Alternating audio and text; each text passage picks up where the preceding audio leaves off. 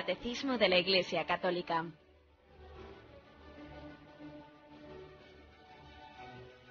Un programa dirigido por Monseñor José Ignacio Munilla, obispo de San Sebastián.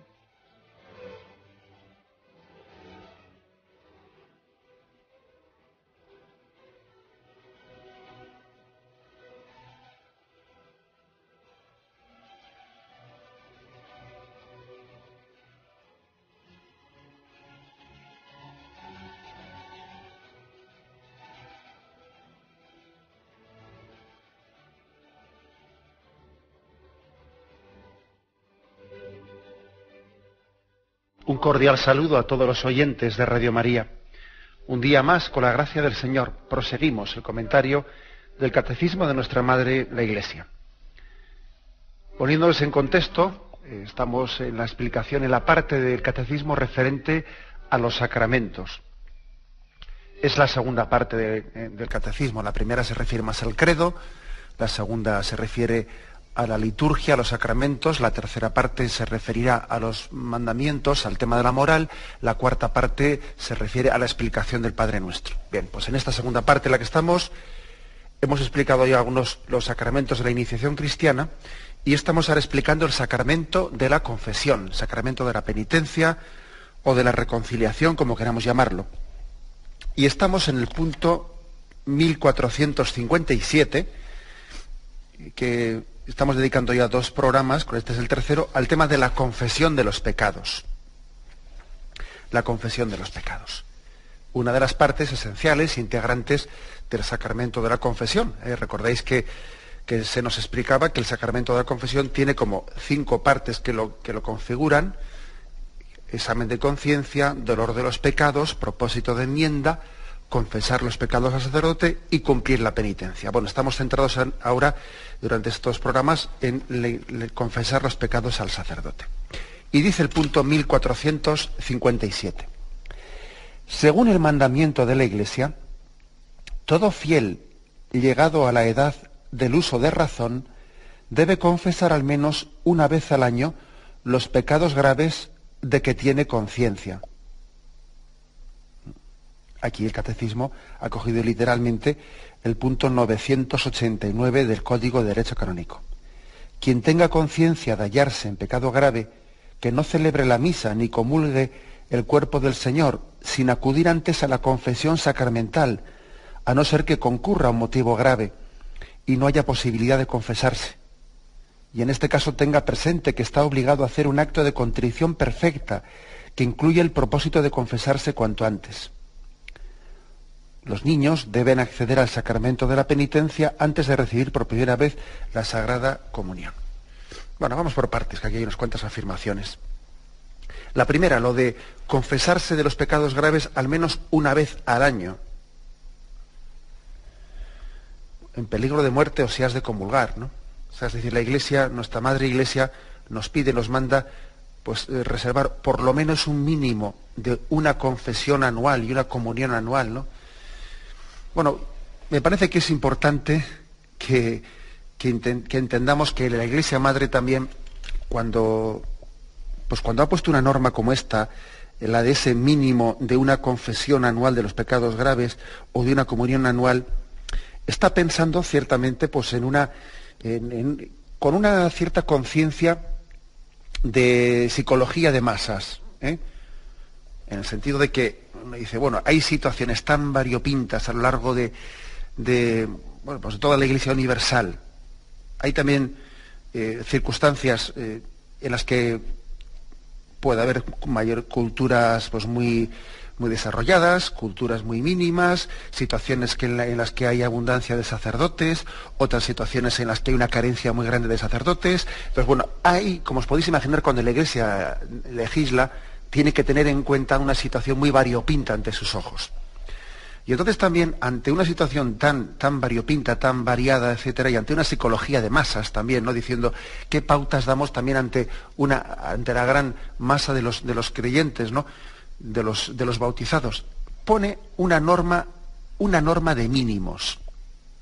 Pero claro, de mínimos, pero muy mínimos, como os podemos imaginar.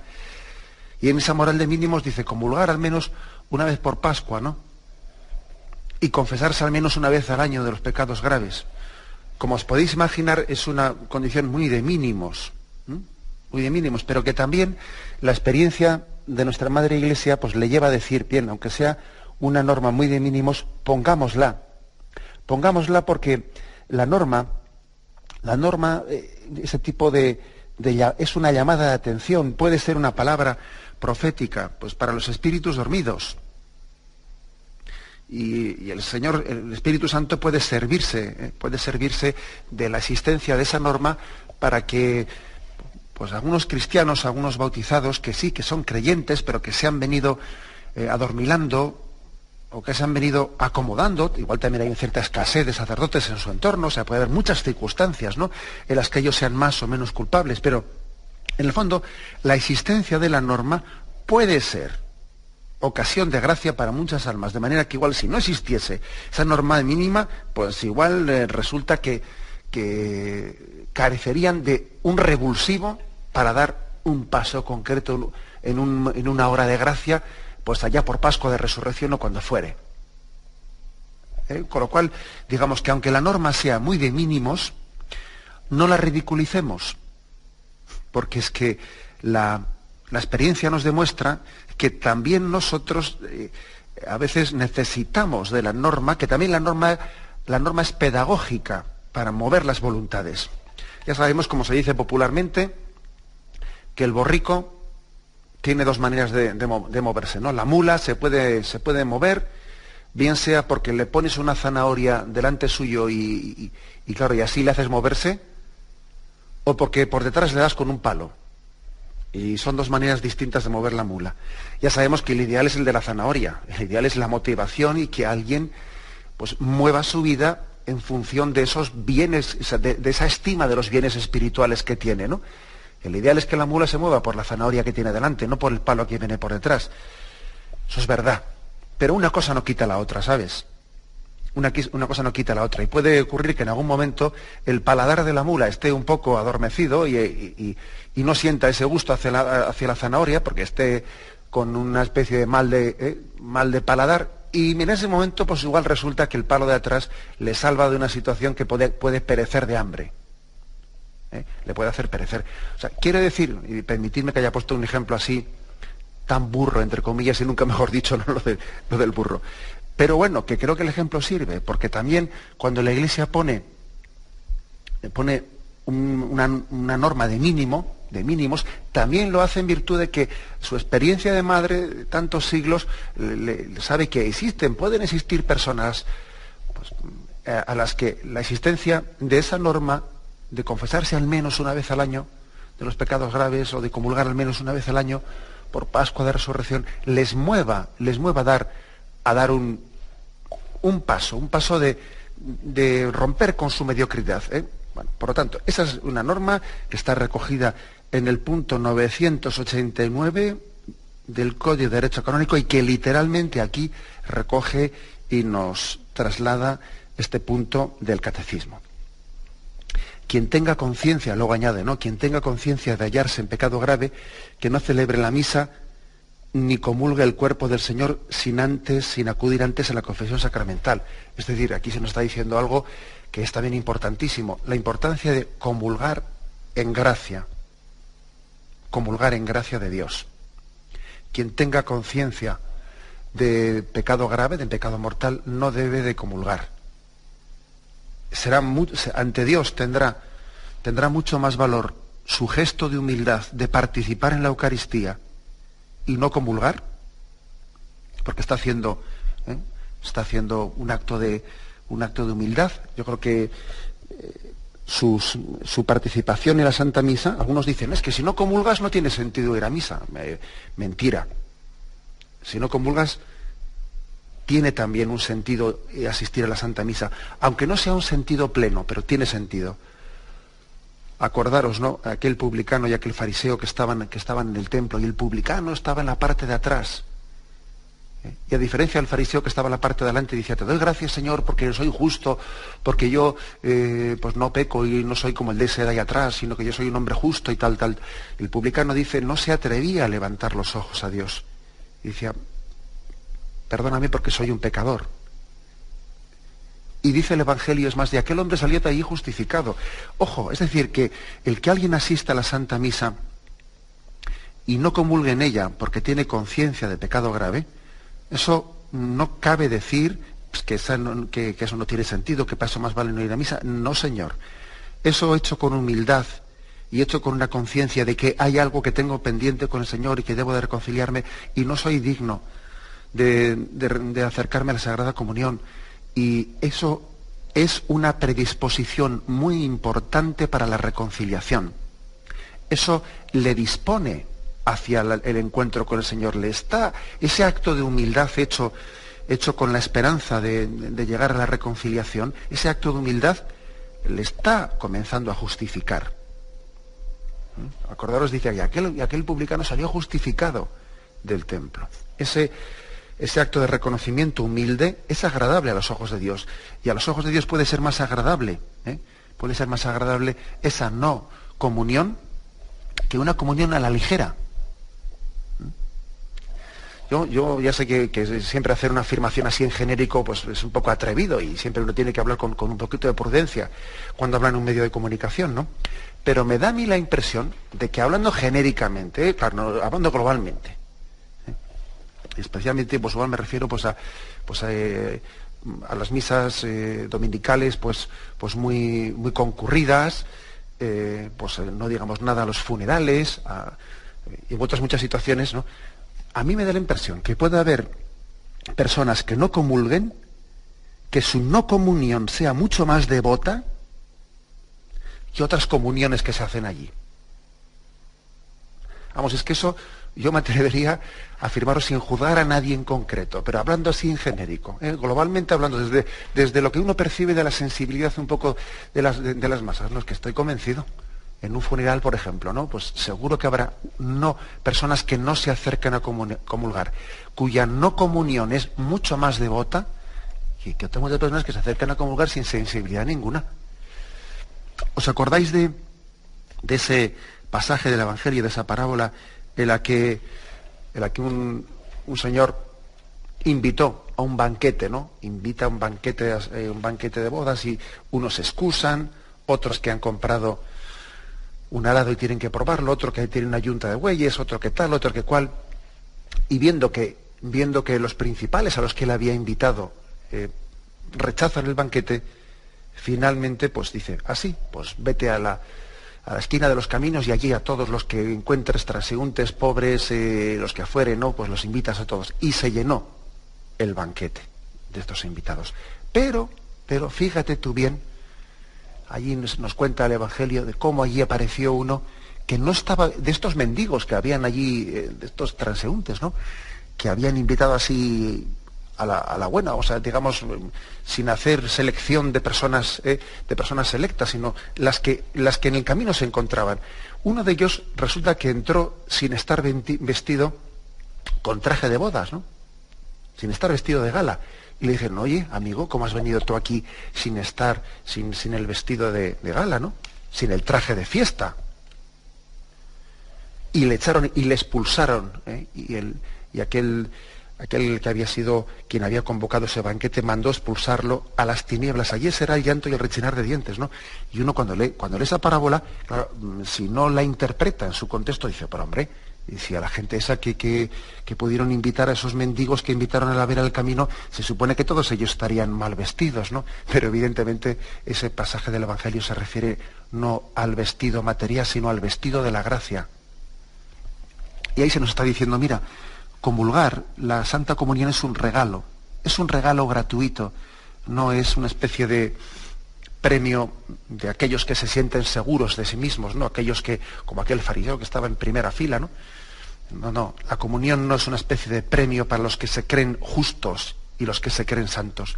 Es un don de Dios para los pobres y para los pecadores, ¿no?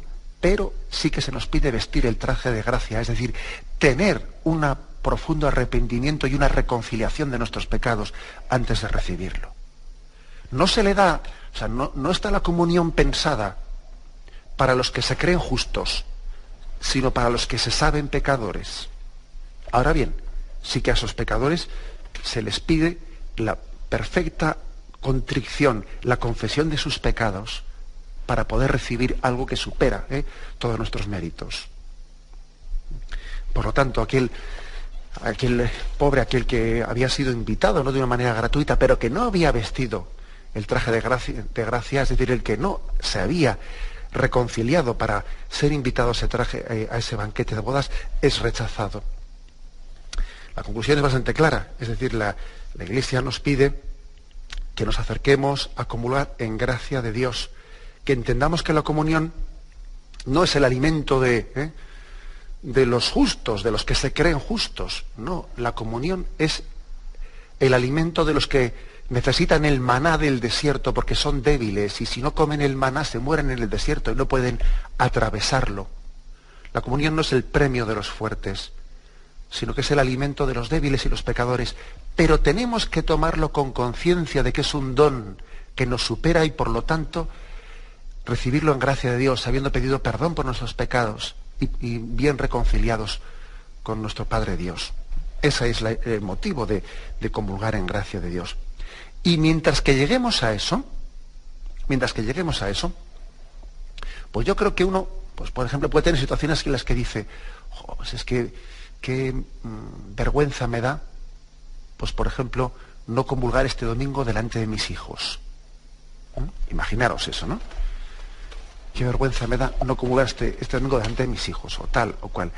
Pues yo creo que, con todos mis respetos, hoy en día les podemos dar un testimonio cristiano, no únicamente cuando comulgamos, sino también cuando, por sentido de respeto, de reverencia, de conciencia, de que debemos de reconciliarnos, también damos un testimonio cuando por esos motivos nos quedamos sin comulgar. He puesto un ejemplo concreto, ¿no? Que un padre acude con sus hijos el domingo y claro, y tienen miedo de que los hijos le pregunten, mamá, ¿por qué no has comulgado hoy? Yo qué sé, ¿no? Pues es que el que una madre le diga, pues mira, hijo, pues no he comulgado porque creo que tengo que confesarme para tener el corazón mejor preparado, pues eso que conste que es uno de los mejores testimonios que se puede dar hoy en día. A veces por respetos humanos uno comulga indebidamente y comete un grave error. En primer lugar, porque lo que hace es condicionarse más por la mirada de los hombres que por la mirada de Dios. En primer lugar, por eso. Porque está más movido, más condicionado por los respetos humanos que por la voluntad de Dios en su vida. Vamos, es más determinante para él lo que los demás piensen que lo que Dios piense. Y mal asunto ese, ¿eh? Mal asunto. Uno no es libre para obrar en consecuencia, ¿no?, ante la voluntad de Dios. Nuestro público es Dios. A mí lo que me tiene que importar es lo que Dios piense de mí, no lo que los demás piensen de mí. Pero es que además hay un segundo argumento. El segundo argumento es que además hoy en día, en la situación en la que estamos, que es que el no comulgar es que es un testimonio importante a veces. Es que puede ser un testimonio de tener una conciencia de que estoy camino de conversión. Estoy camino de conversión. Ayer estoy dando estos días una tanda de ejercicios espirituales a un grupo de sacerdotes, ¿no?, de Palencia. Y bueno, pues ayer por la noche teníamos un comentario de algunos aspectos, ¿no?, y de la importancia de que los sacerdotes seamos santos, pues para suscitar vocaciones y para suscitar conversiones, etcétera, ¿no? Salía ese tema.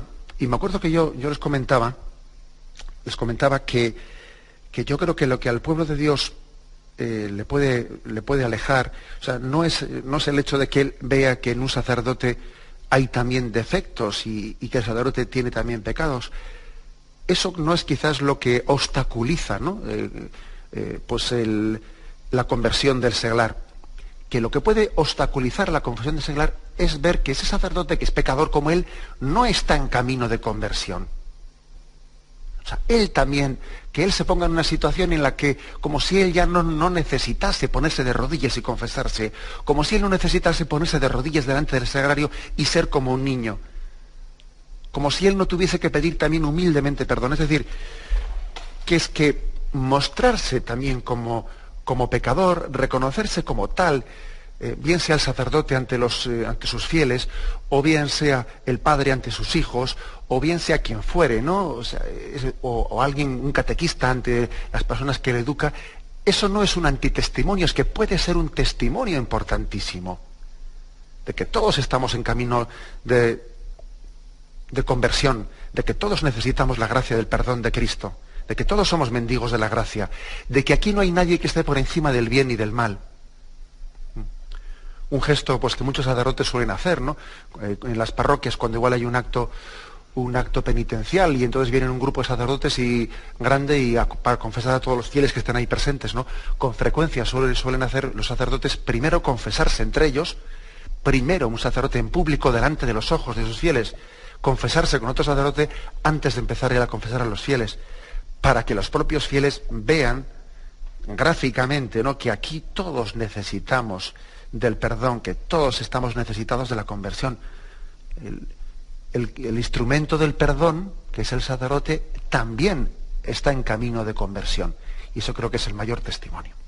Por eso no nos tiene que dar pues respeto humano, ¿no? Pues cuando la Iglesia dice: el que esté con conciencia de pecado grave, que no se acerque a comulgar. Pues sí, Señor, así de claro está dicho, ¿eh? Así de claro. Y eso, lejos de ser un antitestimonio, será ya un inicio por ese acto de humildad, será un inicio de la reconciliación, un inicio de la justificación que le conducirá a la reconciliación perfecta en el sacramento de la confesión. Tenemos un momento de reflexión y seguimos enseguida.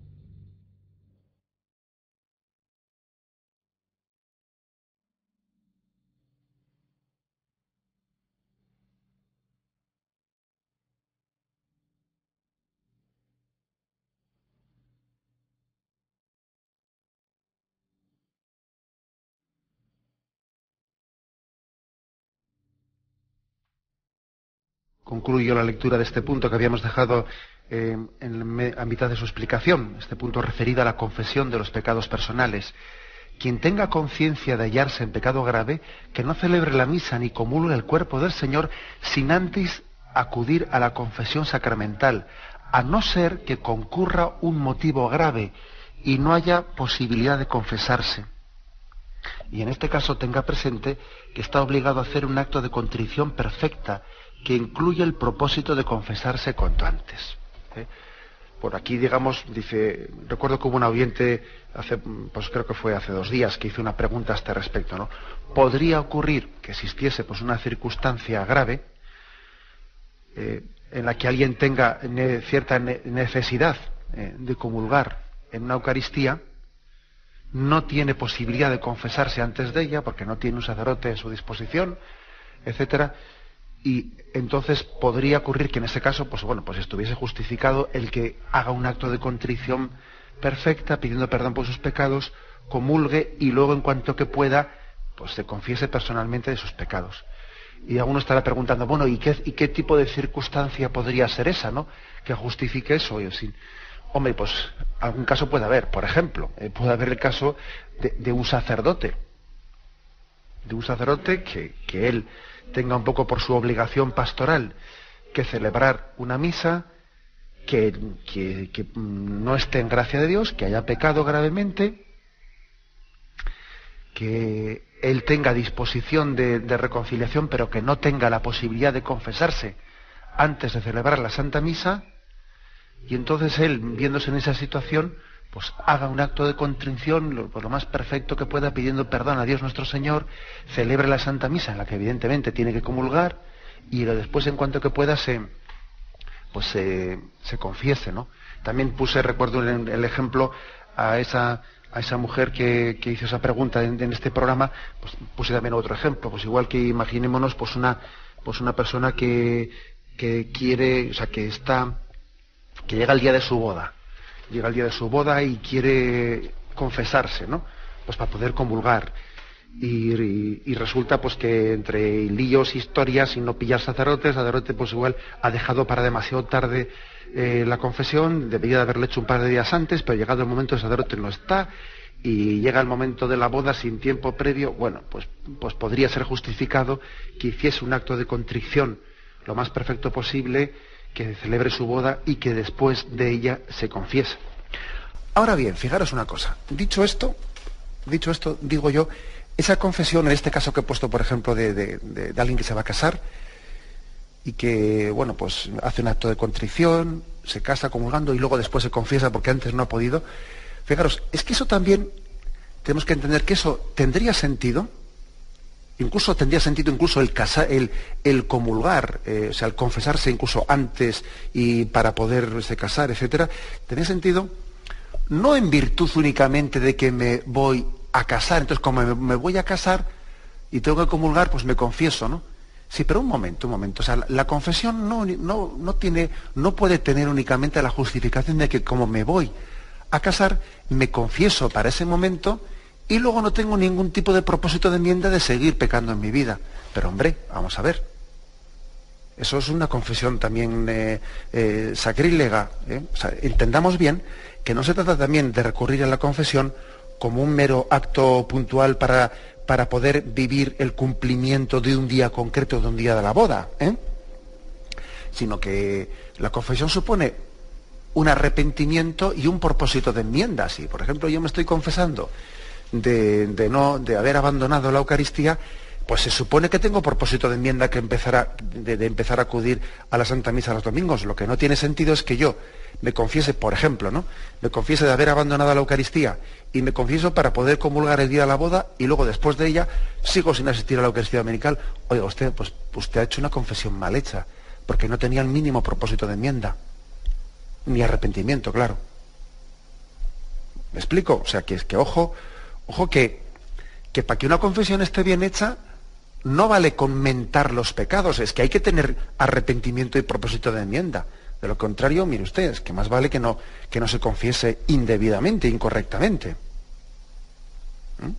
Digo esto porque, claro, en ese tipo de circunstancias, como el ejemplo que he puesto, ¿no? El ejemplo que he puesto de confesarse para la boda o tal o cual, existe ese peligro. Y ojo, es decir, no se trata de, o por ejemplo, me voy a confesar porque mi niño hace la primera comunión. Ya, de acuerdo, pero tú, se trata de confesarte para ese día y luego seguir igual que estabas antes. O sea, tú tienes propósito de que el motivo de la primera comunión de tu niño sea un motivo que mueva tu corazón y te mueva a una vida distinta, o se trata de pasar ese día y volver a como estábamos antes. Por lo tanto, no hay propósito de enmienda, no hay arrepentimiento, y es mejor que no te confieses indebidamente para eso, aunque no tengas que comulgar en la primera comunión de tu niño, ¿eh? ¿Me explico? O sea, es decir, que no hay que jugar con el sacramento de la confesión, como diciendo, es que ha llegado el día de la primera comunión, y bueno, pues este día para acompañarle a mi niño me voy a confesar, aunque no tengo el más mínimo propósito de enmienda. Pues mire, pues es que es mucho mejor que no te confieses, si no tienes esa disposición, porque vas a cometer un sacrilegio y estamos jugando con un sacramento. Bien. Ya sé que lo que digo es duro, ya sé que lo que digo pues puede sonar fuerte, pero es que lo contrario es jugar con un sacramento, como os podéis imaginar. Lo contrario es un cumplimiento. Un cumplimiento, ya sabéis, ¿no?, lo que significa, cumplo y miento, ¿eh? Entonces no podemos acercarnos a a un sacramento bajo la perspectiva de un cumplimiento, de cumplimiento, ¿no? Acercarse a un sacramento como el sacramento de la confesión tiene que ser algo hecho con un acto de sinceridad. Un acto de sinceridad y un acto de conciencia de que Cristo me llama a una vida nueva. Que luego vendrá, que luego todos somos conscientes de que a veces el espíritu es firme, pero la carne es débil. Que a veces hacemos propósitos fuertes, pero que luego no somos capaces de cumplirlos. Bien, eso es otra cosa. Una cosa es que el espíritu sea débil, el espíritu sea fuerte, la carne es débil, y otra cosa es que no tenga ni propósito de cambiar. Eso ya es otro tema, ¿no? Lo segundo hace a la confesión inválida. La hace inválida, porque le falta el motor de la confesión, que es la contrición. Y sin eso no hay tal cosa.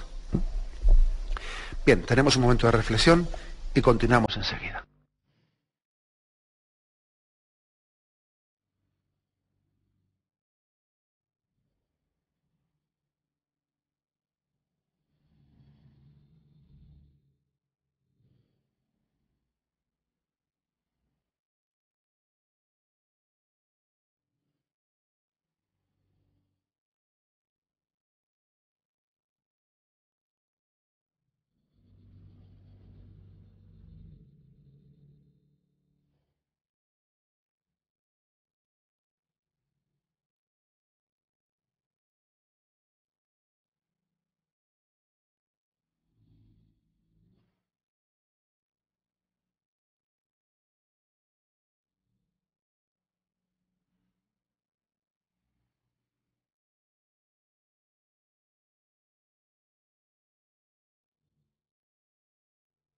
Bien, estamos comentando el punto 1457 en la explicación, en concreto en este catecismo de la Iglesia Católica, en la explicación del sacramento de la confesión, dentro del cual estamos dedicando unos programas a la confesión de los pecados.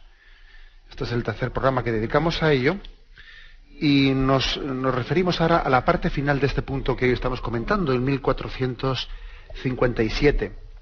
Dice, los niños deben acceder al sacramento de la penitencia antes de recibir por primera vez la Sagrada Comunión. Y cita el punto 914 del Código de Derecho Canónico, que lo voy a leer.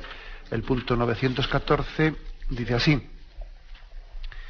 los padres, en primer lugar, y quienes hacen sus veces, así también como el párroco, tienen la obligación de procurar que los niños que han llegado al uso de razón se preparen convenientemente y se nutran cuanto antes, previa confesión sacramental, con este alimento divino. Corresponde también al párroco vigilar para que no reciban la Santísima Eucaristía los niños que aún no han llegado al uso de razón, o a los que no juzgue suficientemente dispuestos.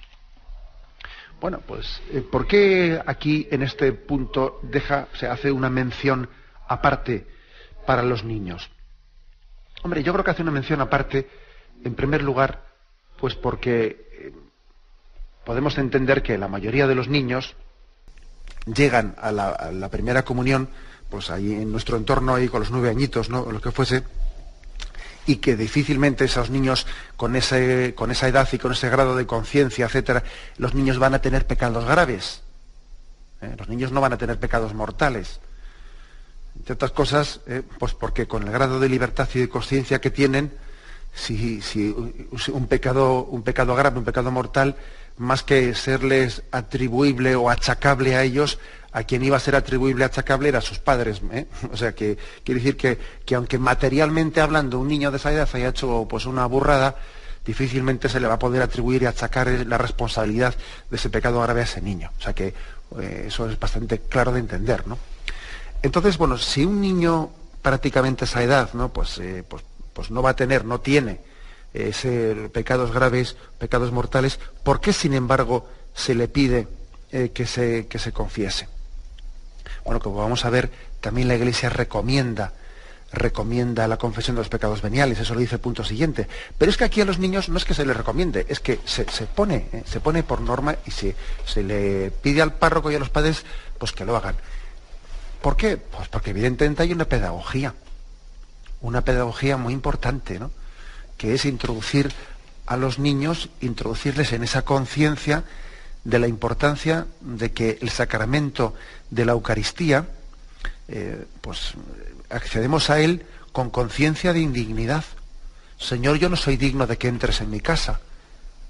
Eso lo decimos siempre cuando vamos a comulgar, ¿no? Entonces lo que no tiene sentido es que digamos esa frase como si fuese una frase hecha, Señor, yo no soy digno de que entres en mi casa, pero que luego no hagamos nada por plasmar o que no traduzcamos esa conciencia de indignidad en algo concreto, ¿no? Entonces también a un niño se le enseña que como no soy digno de recibir a Jesús, preparo mi casa, la adorno, la acondiciono y la preparo pues con la recepción del sacramento de la confesión. A un niño se le educa la conciencia, animándole a acercarse al sacramento de la confesión. Démonos cuenta de que los grandes males morales y los grandes pecadores han tenido también en su infancia, han podido tener en su infancia también el inicio de la malformación de las conciencias, ¿eh? O sea, nadie ha llegado a cometer una determinada burrada.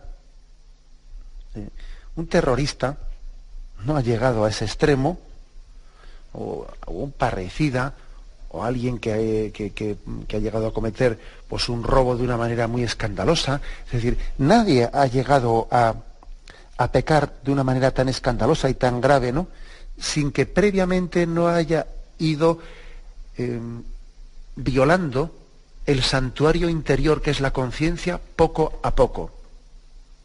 Poco a poco. Lo normal, hombre, puede ocurrir, que en la vida de alguien haya un momento que sea un momento de abrir la puerta al pecado en su vida de una manera contundente, ¿no?, y tener un cambio, pero no es lo normal, no es lo normal. Lo normal es que en nuestra vida nos vayamos moviendo cada día 1,5 centímetros.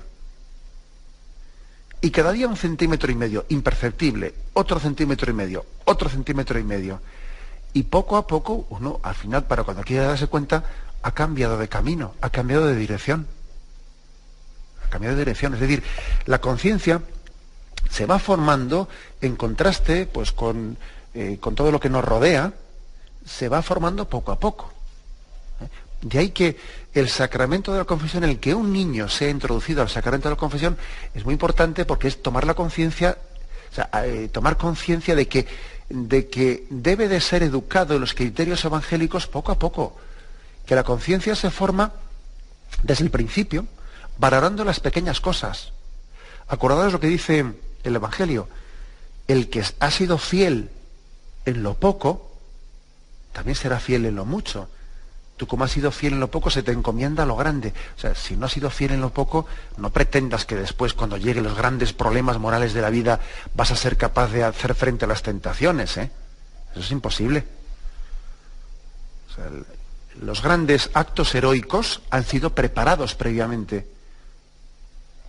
Nosotros, pues eso, ¿no? Uno ve a San Maximiliano María Kolbe, y lo que le impresiona es ver cómo en ese momento, cuando está ahí en Auschwitz y los nazis allí han hecho un sorteo y sacan a 10 presos que les van a mandar al barracón de la muerte, y nos impresiona que él tenga ese arresto, ese impulso de generosidad de salir de entre la formación de los presos y decir, y ofrecer su vida para cambiarla por uno de los presos que van a ser condenados a muerte, ¿no? Y uno dice, vaya impulso que tuvo tú, de salir en ese momento de la formación y ofrecer su vida para cambiarla por otro. Sí, vaya impulso, pero no te creas, no nos pensemos que ese impulso fue porque tuvo allí, porque le dio un punto, como se dice, ¿no?, popularmente. Es que menudo punto que le ha dado. No, menudo punto nada. Esa generosidad ha sido cultivada desde pequeño en su vida. Eso no se improvisa. Eso solamente es posible porque alguien en su conciencia ha sido educado en la generosidad y en la petición de perdón de sus pequeños egoísmos. La heroicidad no se improvisa, como también los pecados gravísimos tampoco ocurren así casualmente, ¿no? No, también se han ido fraguando, O sea, las opciones últimas en la vida se van fraguando.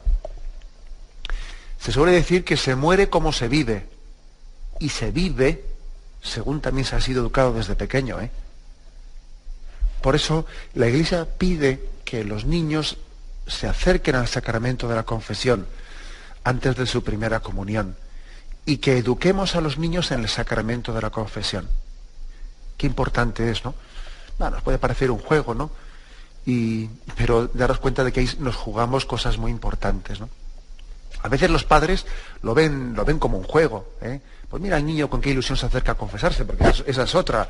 Los niños no tienen ningún problema con el sacramento de la confesión. Igual pueden tener apuro la primera vez, que les da un apuro tremendo confesarse el primer día, están súper nerviosos. Y luego hacen su primera confesión y salen tan contentos que casi el peligro es tenerlos todos los días metidos en el confesionario. Que muchas veces el sacerdote tiene que pararles un poco los pies y decir, oye, pero no te puedes confesar todos los días seguidos ahora, tú espérate un poco y tal. Los niños encantados. Y los padres a veces igual ven eso y no sé si todos tienen conciencia de los valores tan importantes que ahí se están jugando. A veces pues se puede hacer mucho comentario en el seno de la familia, ¿no? Pues mucho comentario demasiado ligero a cualquier tema y tal. Oye, esto se lo voy a decir al cura, ¿eh? Porque como el niño empezó a confesarse, pues igual cualquier cosa que ocurra en la convivencia diaria se hace referencia a que se lo voy a decir al cura o tienes que decírselo al cura. O sea que no, igual jugamos un poco con ese aspecto, pero no sé si valoramos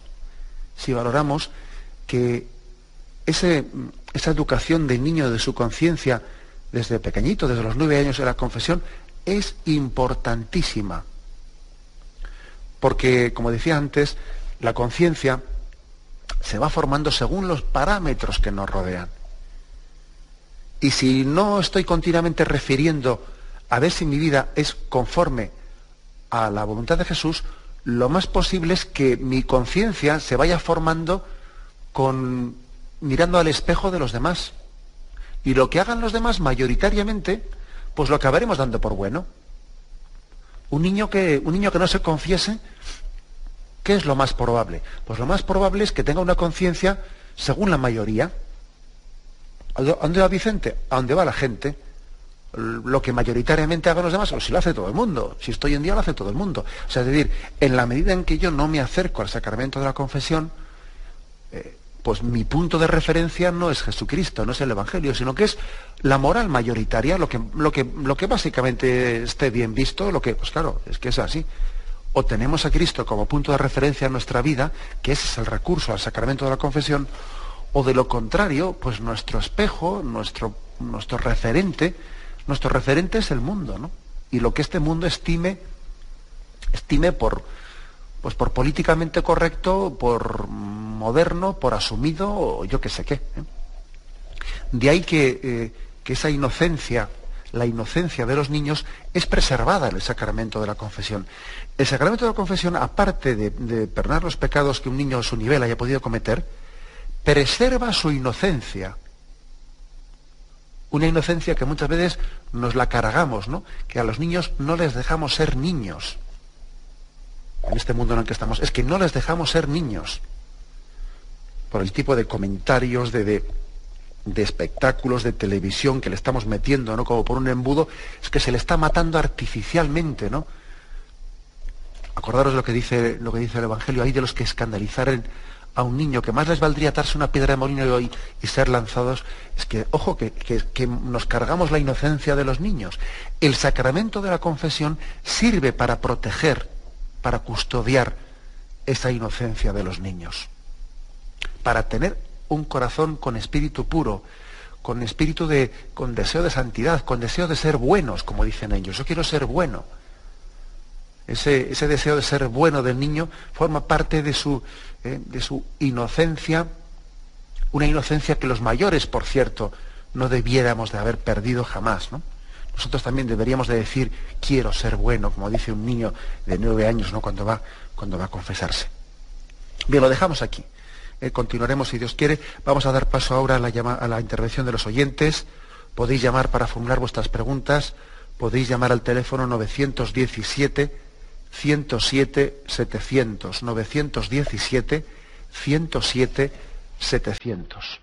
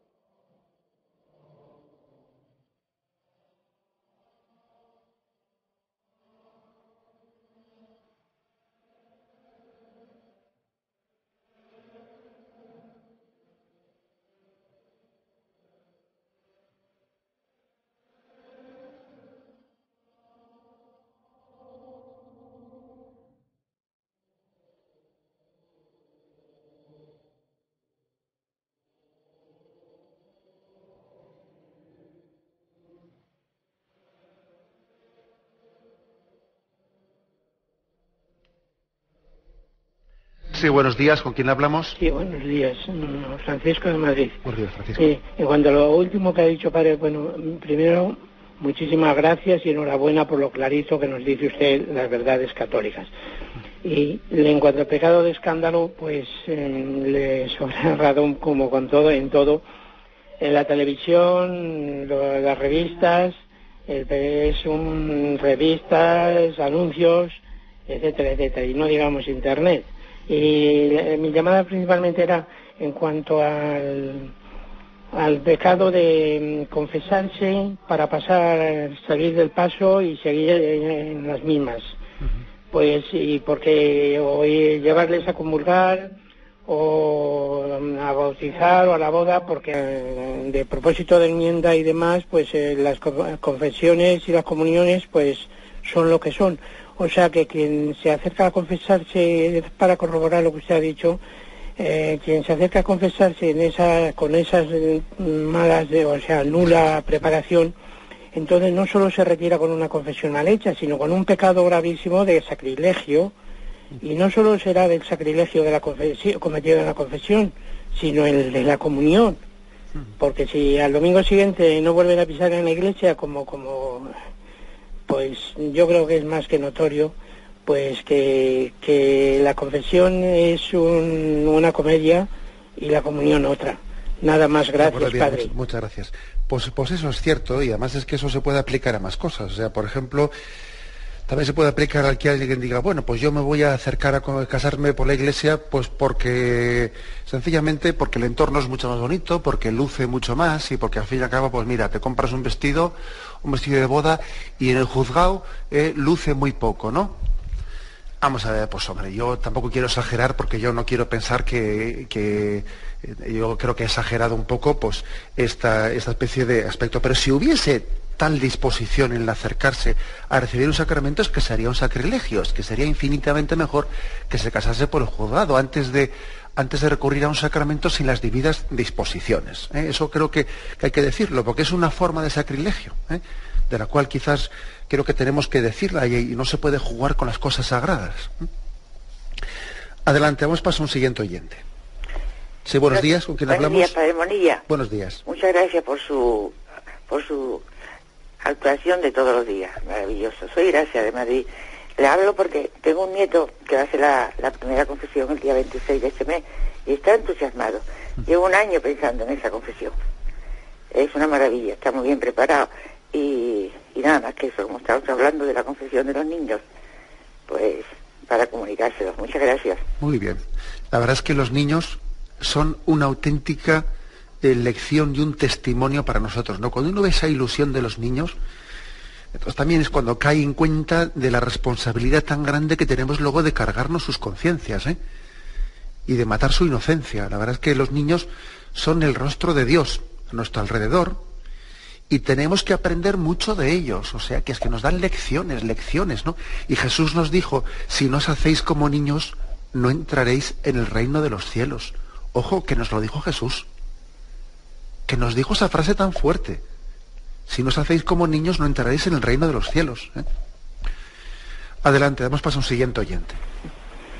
Buenos días. Buenos días, padre. Dios le bendiga. Buenos días. Mire, una consulta. Le estoy siguiendo y quisiera, yo comulgo espiritualmente porque hay una situación en mi entorno, y al oírle hablar esta mañana, digo, pues voy a consultarle.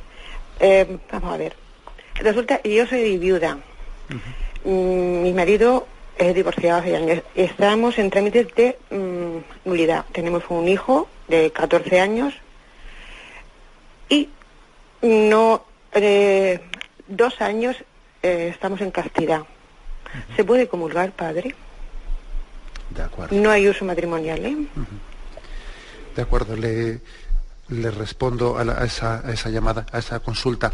Tendremos ocasión también de plantear expresamente ese caso, pero sí que cuando la Iglesia manifiesta que cuando una persona pues está divorciada o no divorciada, pero viviendo con otra persona que no es su marido, evidentemente es una situación irregular, que por lo tanto esa irregularidad pues le debe de dar la conciencia de que no puede acercarse al sacramento de la confesión sin propósito de enmienda o a recibir la comunión, pues porque está viviendo con una segunda persona que no es su marido, ¿eh? Pero a veces puede ocurrir pues que en esa segunda convivencia hay una serie de responsabilidades, etcétera, que hacen casi imposibles el poder romper esa segunda relación, como el hecho de que también haya hijos y tal y cual. Entonces, en ese caso, sí se permite acceder a la comunión y a la confesión con ese propósito de vida en castidad, de la cual ha hablado la oyente, ¿eh? Con lo cual hay que decir que ese sí que es un caso que la Iglesia entiende que cuando en esa segunda relación hay un compromiso de vivir en castidad, sí que se pueden dar las situaciones requeridas para comulgar. También sería importante hacerlo de una manera que no llame a confusión a las personas, quizás comulgar con ese compromiso de castidad de una manera privada. Digo de una manera privada porque, claro, si uno lo hace públicamente será bastante difícil de entender a las personas que le ven comulgar que él tiene un compromiso de vida en castidad. O sea, eso no lo van a creer, les va a parecer un poco increíble, por cual en ese caso concreto es conveniente pues el comulgar de una manera, pues digamos, discreta, que no sea a los ojos de la comunidad que me conoce. Bien, adelante, damos paso a una siguiente llamada. Hola, padre, buenos días. Buenos días. Mire, yo le quería hacer una pregunta, le llamo desde Madrid. ¿Sí? Tengo dos hijos, uno de 7 años, otra de 6 años, y a mí me cuesta, pues que quieran venir a misa conmigo los domingos. A mi marido también me cuesta muchas veces, pues, tirar de él, ¿no? Entonces quería que me diera algún consejo sobre cómo hacer más atractivo para ellos. Se están preparando para recibir la primera comunión, van a catequesis, pero la misa dominical me cuesta mucho tirar de ellos. Entonces, a ver si me puede dar alguna clave que funcione con los niños. Gracias. De acuerdo. Me imagino que puede ser también, hay una dificultad añadida bastante grande, pues el hecho de que también su marido pues esté también poco motivado, porque claro, cuando dentro del matrimonio pues hay falta de unión de ideales, pues es fácil que los niños, pues según la ley del mínimo esfuerzo, se agarren en cada momento un poco al miembro del matrimonio que les justifique más, ¿no? Yo creo que sería importante, en primer lugar, pues también hablar con su marido y pedirle, aunque él le falte fe, pedirle la conciencia necesaria, ¿no? Pedirle también su apoyo, por lo menos en esa importancia de introducirlos a los niños para que hagan con ilusión lo que van a hacer y para que no sea un mero cumplimiento, pedirle el apoyo.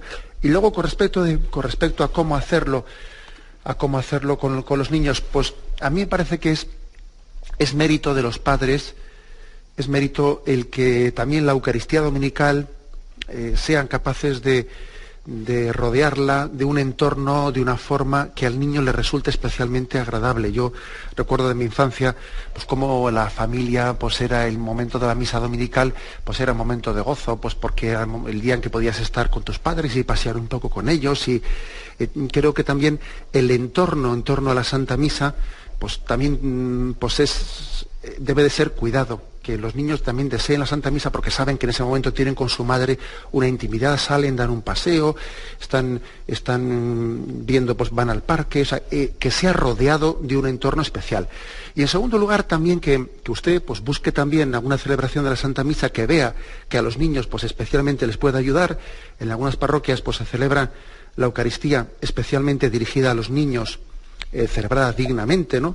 Pero también con un intento de hacerles a los niños pues, la explicación más asumible a su capacidad de entender. También es importante que usted busque esa situación, que luego usted se haga un poquito cómplice de ellos, de hablar de lo que se ha dicho en ella, intentando un poco tener una conversación con los niños de lo que se ha hablado ahí, llevándose esa conversación fuera de la misa. Hacer usted un poco de catequista que prolonga la misa de niños, que la madre prolongue como catequista esa misa, y en fin, y rezar mucho por ellos, por supuesto. Bueno, tenemos el tiempo cumplido. Me despido con la bendición de Dios Todopoderoso. Padre, Hijo y Espíritu Santo, descienda sobre vosotros. Alabado sea Jesucristo.